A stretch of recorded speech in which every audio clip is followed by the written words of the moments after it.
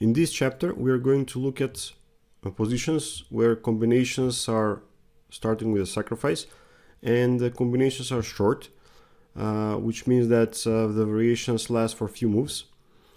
In the first example, it's white to move, and here I would ask you to pause the video and try to find the solution of the position by yourself. The first thing that we notice in this position is that white has a passed pawn on b4. He has, as well as black, 4 pawns, so the material is equal. One other thing is that black has problems with the 8th rank, or he doesn't have an escape square for his king, which oftentimes gives us some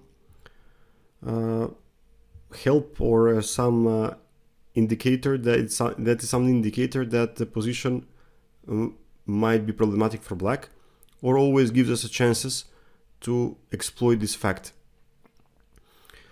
White did exactly that. He played knight f5 immediately. This is an excellent move, very nice move. The knight is placed on a square where he's twice attacked. He doesn't take anything, but he's attacking the queen on d4 and knight on e7. The point is that black cannot take the knight, but he also cannot do anything else. Black is completely lost because after, for example, e takes f5, white doesn't take the knight on e7, he takes the rook on c8, queen takes c8, knight takes c8, and rook e8, checkmate. And if after knight f5 black plays queen b4, then we have knight takes e7, queen takes e7, and queen c8 with a material advantage for white. So knight f5 was not a capture, but actually was a very effective move that won the game. The second example, it's a position probably from the French defense, where white is pawn down. But we can see that both kings are under attack, and both players are attacking or creating a dangerous attack towards the opponent's kings. For example, black is threatening rook f2, and it's with check. After that, his queen will be more included into the attack, even though it's far away at the moment.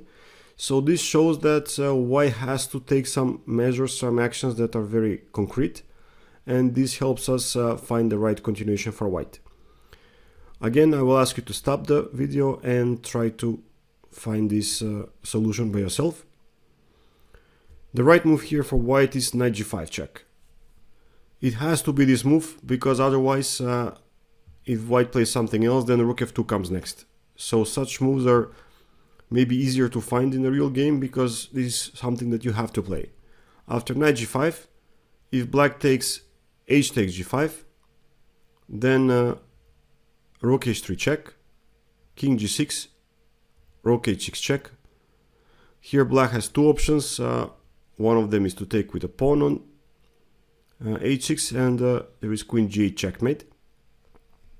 Usually in chess it's known that the queen alone does not give a checkmate, but this is one of the rare cases where the queen alone, or with the help of the pawns, can actually checkmate the opponent's king. If after rook h6 black takes with a king on h6, then we have queen h8, and after king g6 queen h5 with a checkmate. Third example, it's black to move, so I will flip the board. I will ask you to stop this video and try to find the best continuation here for black, or find a win for him.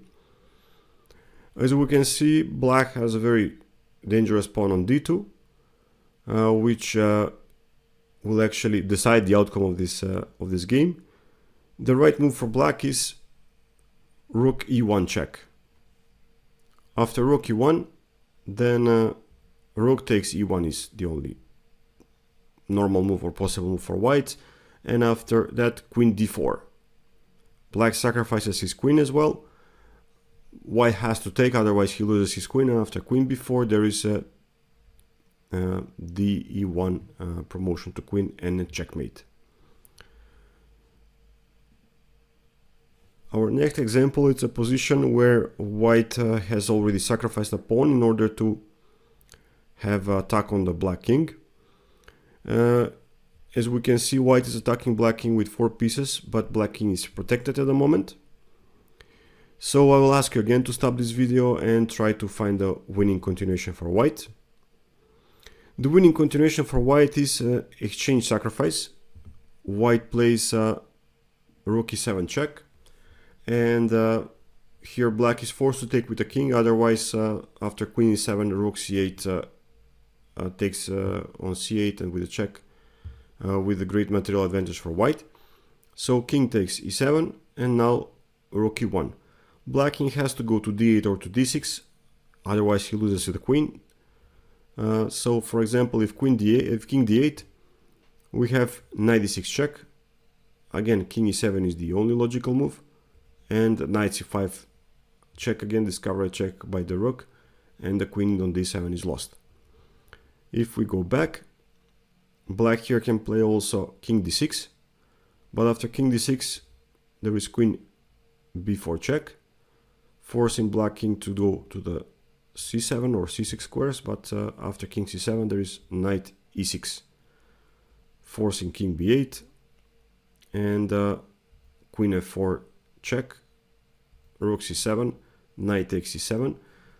White is winning because queen c7 loses due to rook e8 with a checkmate.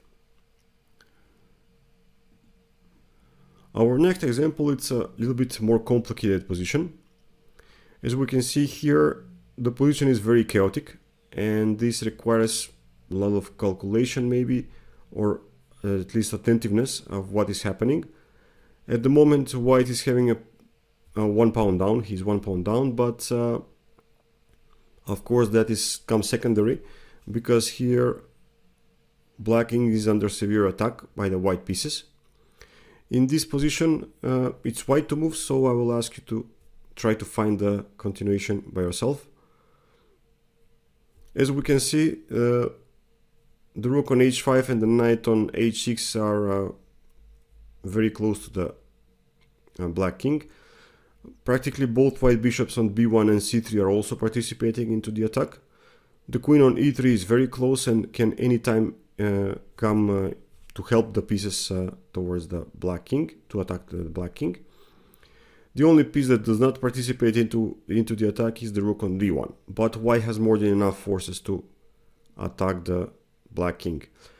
So in this position, if you look at the candidate moves or the options, one candidate move is knight f7, but after king g8 the king runs away, so it's not very effective. The move that white chose is queen f4, queen takes f4. White is destroying the knight on f4, he's sacrificing the queen in order to have this rook, his rook free to give check with the knight. Practically with the knight on f4 there was only possible double check with knight f7. That is the only way the rook won't be lost. But after queen f4 the knight can jump anywhere from h6.